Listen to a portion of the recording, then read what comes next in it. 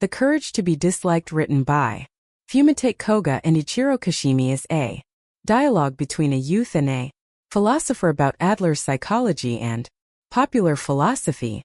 The philosophy we hear in most places is based often on Freud's ideas, which are quite popular even today. But Adler's ideas are not so popular, as they often clash with conventional views. This book summary will help you figure out how to deal with traumas and be free from other people's expectations. You will also learn a few things about how our emotions work and how much power they have over us if we don't have courage. Alrighty, so without further ado, let's dive right in. Lesson number 1: It takes courage to see the world without any filter. The world we live in seems so complex, doesn't it? But what if I tell you that it's simple? You won't believe me, right? After all, how could the world be a simple place with so many complexities? It's highly dynamic, and every time we turn on the news channel we see so much drama that it feels chaotic. As a result, life feels so complicated. But if you look at it carefully, it's not the world that is complicated. It's actually the opposite. The world is simple, but human beings are complicated. So whatever we see or indulge in becomes complicated. Every person sees the world with a different filter. That's where complexities arise. It's hard to share your perspective with every other person. Many contradictions exist between what we see and what the other people see. The surprising thing is that reality gets distorted when we look through filters. These filters are born due to our previous experiences and future expectations. We hardly look at reality without biases. But don't worry, there is still hope.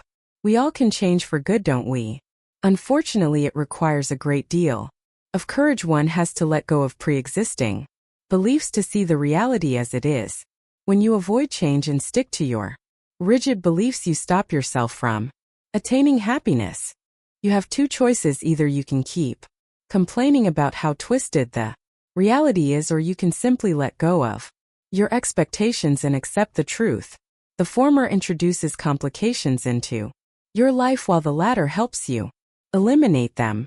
Note the word courage here. We all know its meaning, but do we practice it in real life? Are we ready to let go of all those things that are stopping us from achieving true freedom and happiness? The book shares many ideas from Greek philosophy and Adlerian psychology that helps us tackle these issues. Keep watching this video to learn more. Lesson number 2: Change is simple when you break free from the cycle of cause and effect. Before we discuss happiness, let's try to understand why we become sad and worried in the first place. Almost all of us are controlled by our past. We all hold some kind of bad memories that haunt us even today. Maybe you had a bad relationship with your parents. Perhaps you were bullied at school. Maybe you were not good at your studies and nobody believed in you. Maybe you grew up with no friends. Could be anything. The point is, there is always something in our memories that holds us back even today. Despite how much we discuss it, we can't find a way to eliminate them, right? Because if we could, we would have done that already. But Adlerian psychology argues that traumas don't exist. Adler said that we create those emotions to avoid the real issues. The book shares the story of a spoiled brat who wouldn't go out of his home because his parents abused him during his early teenage years. You might think that it's because his parents were abusive that the kid turned out to be like that. But that's not true according to Adler's psychology. His current situation was not a result of his past experiences.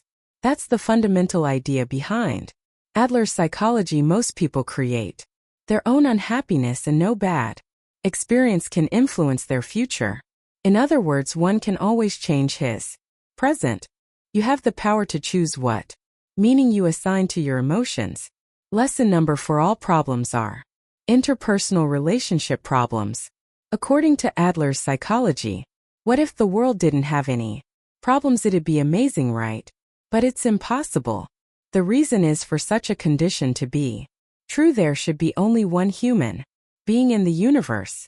Yes, if you were all alone, there would be no problems. You wouldn't need to compete with anyone. You would be the ruler of the universe. There would be no spouse to fight with, or no kids to take care of. There would be no rules to follow. But as soon as there is more than one, individual problems arise. And realistically, that is not going to happen anyway. The key idea here is that all problems are one way or the other interpersonal relationship problems. This includes two things: your relationship with yourself and your relationship with others. If either one of these is not correct, you are bound to get complications in your life. If you see every other person as your competition, you will always keep struggling and will never be able to build great interpersonal relationships. The very first step here is to figure out your identity. How do you see yourself? If you see yourself above others, you will have a superiority complex. On the other hand, you will have an inferiority complex if you see everyone else above yourself. Both are not good if you want to have happiness in your life. Lesson number 5: inferiority complex is an excuse for not taking responsibility. First of all, both inferiority and superiority complexes are normal. If you have any one of them, don't feel guilty about it. Everybody has those feelings. It's a part of being a human.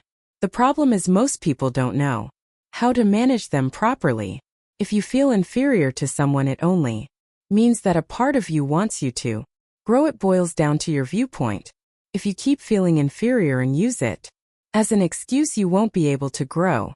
But if you use it as a stimulant for growth, you will outclass your present self. The philosopher in the book explains that it's healthy as long as you compare yourself with your ideal self.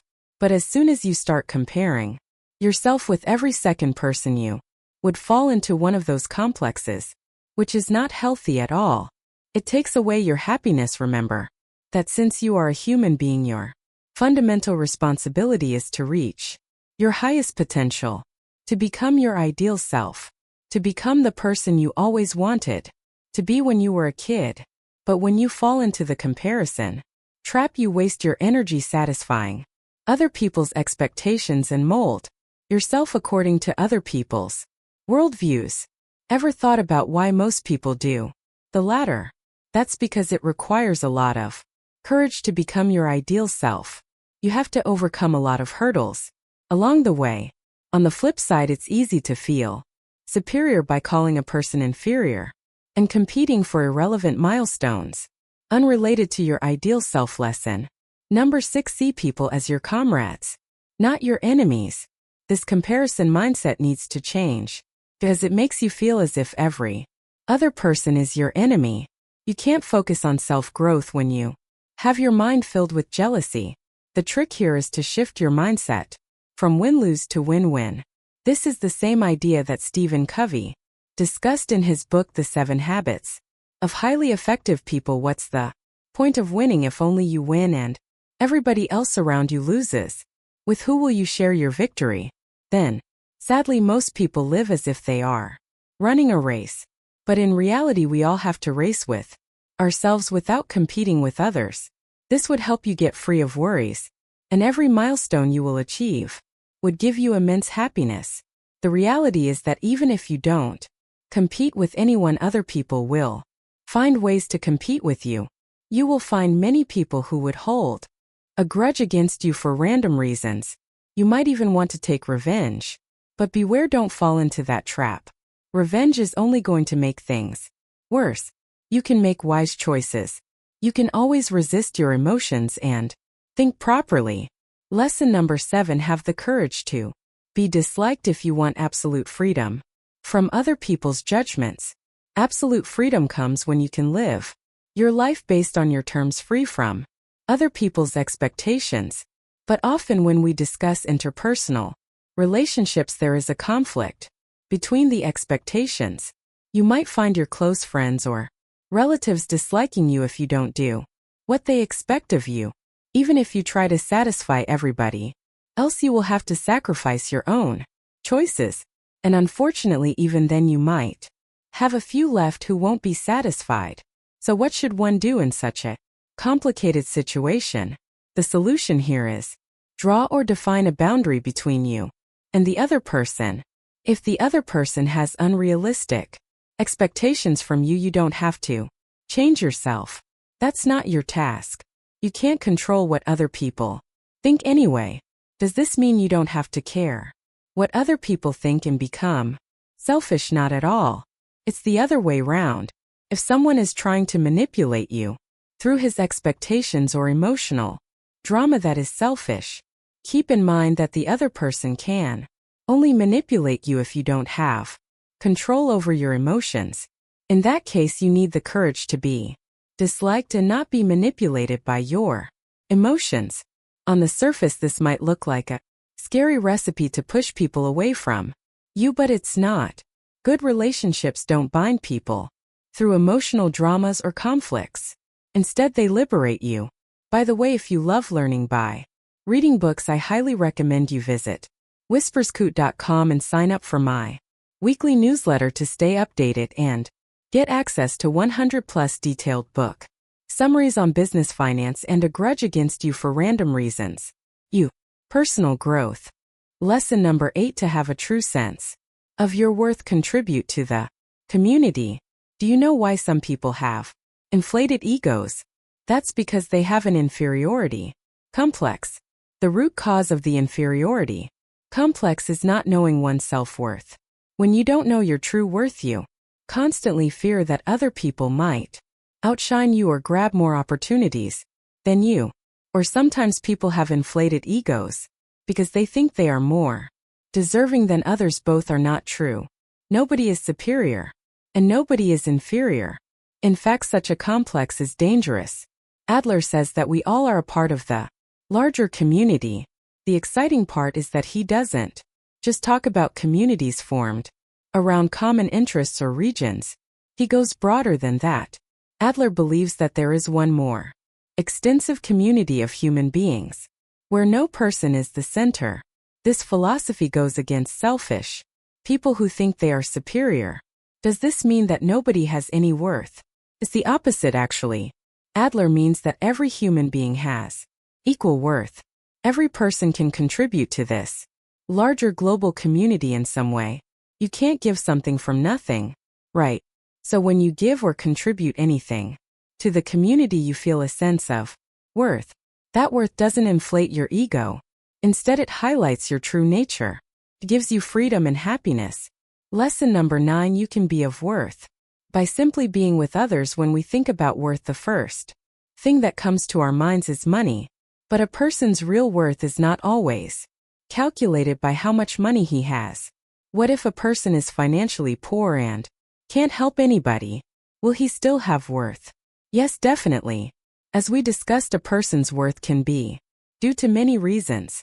For instance, older adults who can't provide anything also have worth, as they can provide emotional support or knowledge to the young ones. Their presence itself has a worth that they can provide to the other person. Judging a person only on the basis of money is a limited way of seeing life. Remember that life is more significant than money. Now you tell me, what is your biggest takeaway from this book summary? Leave a comment below and let me know your thoughts. I highly recommend you purchase this book and read at least once. Link is in the description below. Thanks for watching.